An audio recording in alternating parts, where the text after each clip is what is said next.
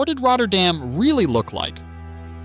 In 1940, aerial bombing destroyed almost the entire historic center. A city shaped over centuries disappeared in a single day. The Rotterdam we know today was built on top of the ruins.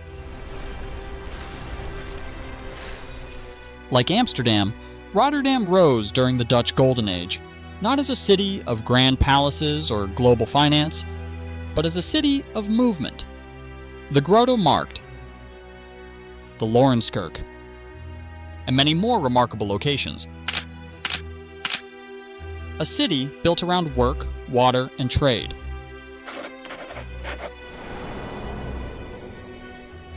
Welcome to History Alive. I'm Mark. In this video, I use modern AI tools to bring historic paintings, maps, and engravings to life. The goal isn't just to look at the past, but to bring it alive, to move through these scenes, shift perspective, and see the city as it once was. If this fascinates you, please like, subscribe, and share. And let's keep history alive together. We'll begin here, with an old large wall map of Rotterdam in 1694, created by Johannes de Vaux and Romein de Hooge, showing the city during the Dutch Golden Age with detailed activity, bird's-eye view, and precise depiction of important buildings. This image takes us back, long before the Rotterdam we recognize today. It isn't a perfect reconstruction, but it shows the city as it existed then, tightly built along the Maas, shaped by trade, labor, and the constant presence of the river. And in this video, this map will guide our journey. Rotterdam begins at the River Maas. Long before it became a city of streets and markets, this place existed as a point of control along a vital waterway connecting the North Sea to the interior of Europe. The Maas was not simply a route for ships. It was a corridor for goods, people, and information, and its flow determined where settlement could survive and where it could grow. On the 1695 drawing, the relationship between city and river is immediately clear. Rotterdam does not sit back from the water. It presses tightly against it, with quays, buildings, and defenses aligned along the river's edge. One of the earliest points where this control took shape was Oude Hoofd. Located directly along the Maas, this site marks one of Rotterdam's oldest fortified riverfront positions. Its placement allowed the city to monitor and influence movement along the river, linking defense directly to commerce. At Het Oude Hoofd, trade and security were inseparable. This was not a quiet edge of the city, but one of its most controlled and closely watched points. Ships approaching Rotterdam were forced to slow as they passed this section of the river. Here, vessels were clearly visible from the shore, their crews exposed, their cargoes in full view. Sails were lowered, lines prepared, and voices carried across the water as instructions were shouted between ship and quay.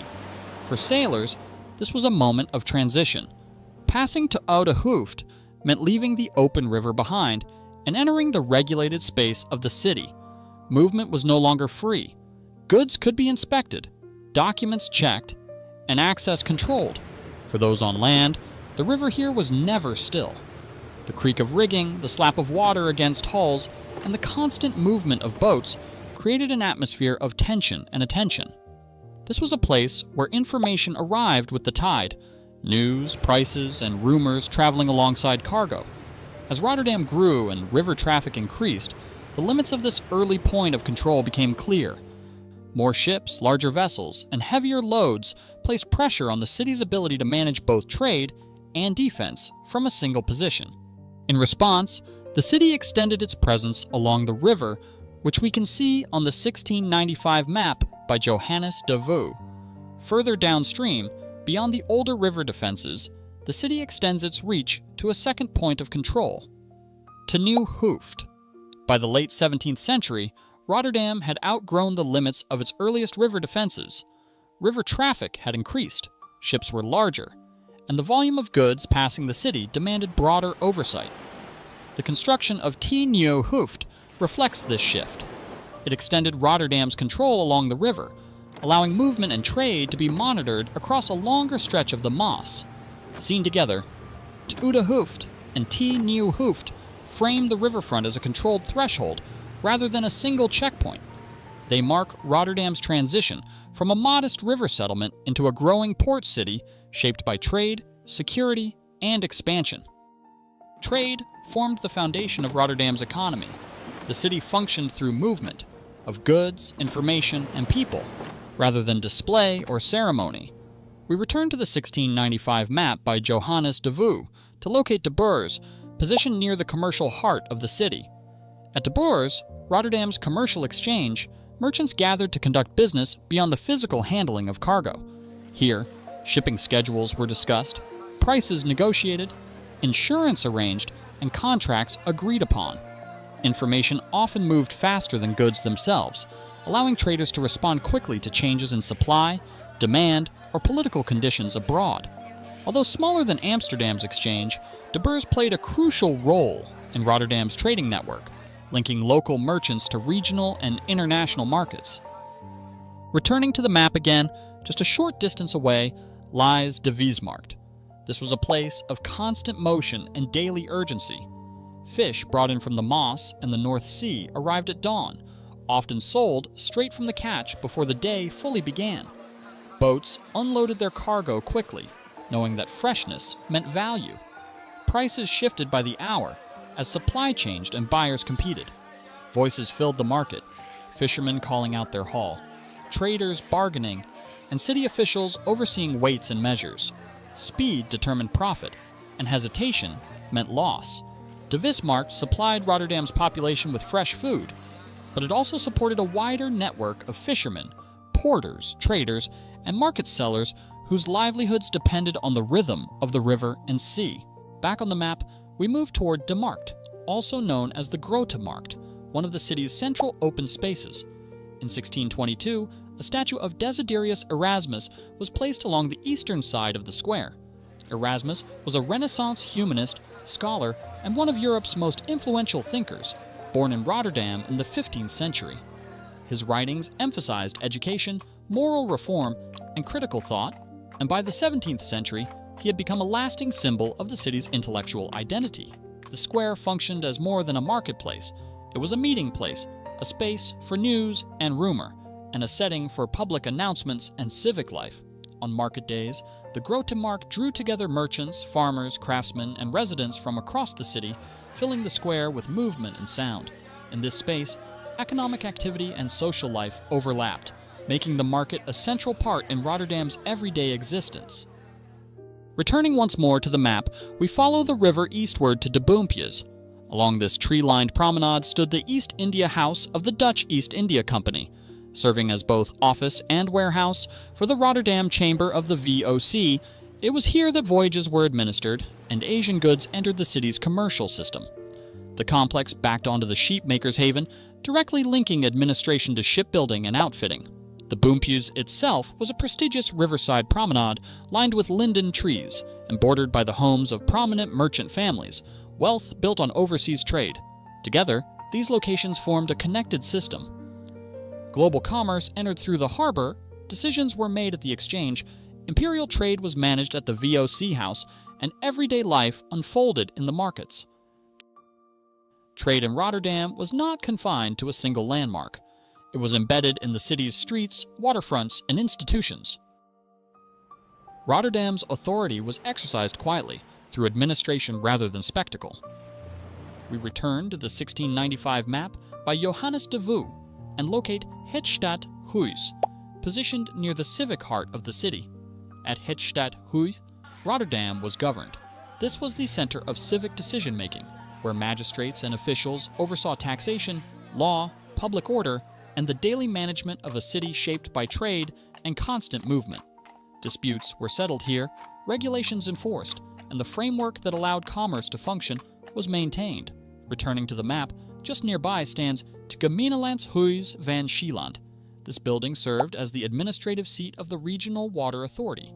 For Rotterdam, water management was not a secondary concern, but a matter of survival. From here, officials coordinated the maintenance of dikes, canals, and drainage systems, protecting the city and its surrounding land from flooding.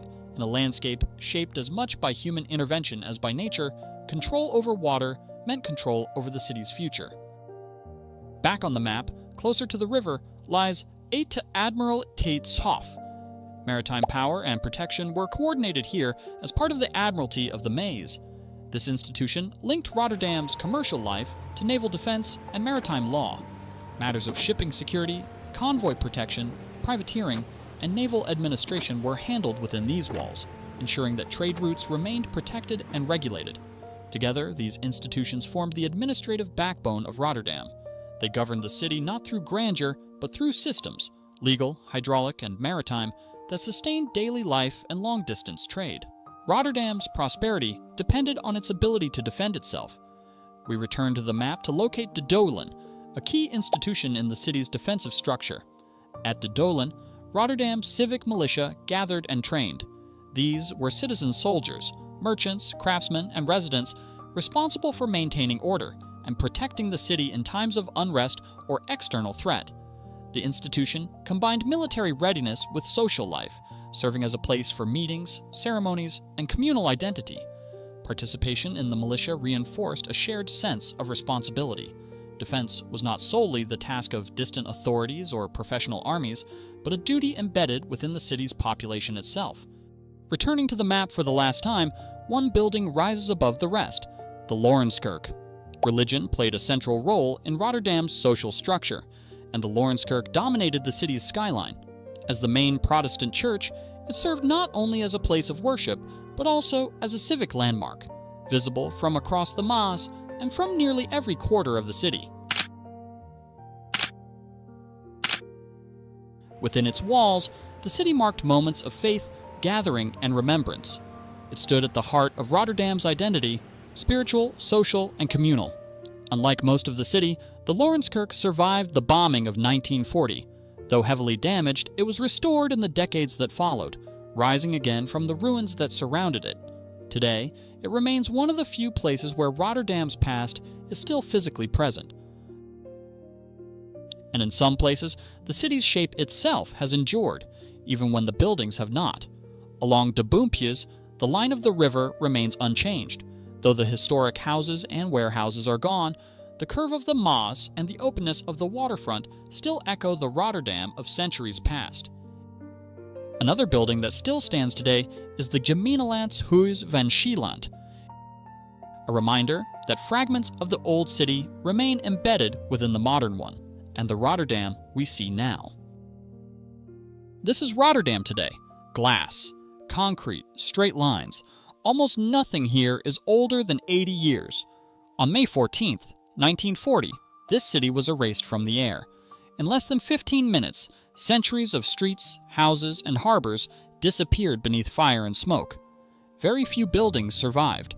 Even fewer people remember what Rotterdam looked like before. This video tried to give you a glimpse of Rotterdam as it once was, during the Golden Age, before destruction reshaped the city forever. If you enjoyed what you saw, consider subscribing for more videos like this, and let me know in the comments which city or time period you'd like to explore next. Thank you for watching, and if you want to see more, you can check out my video on Amsterdam or one of my other reconstructions.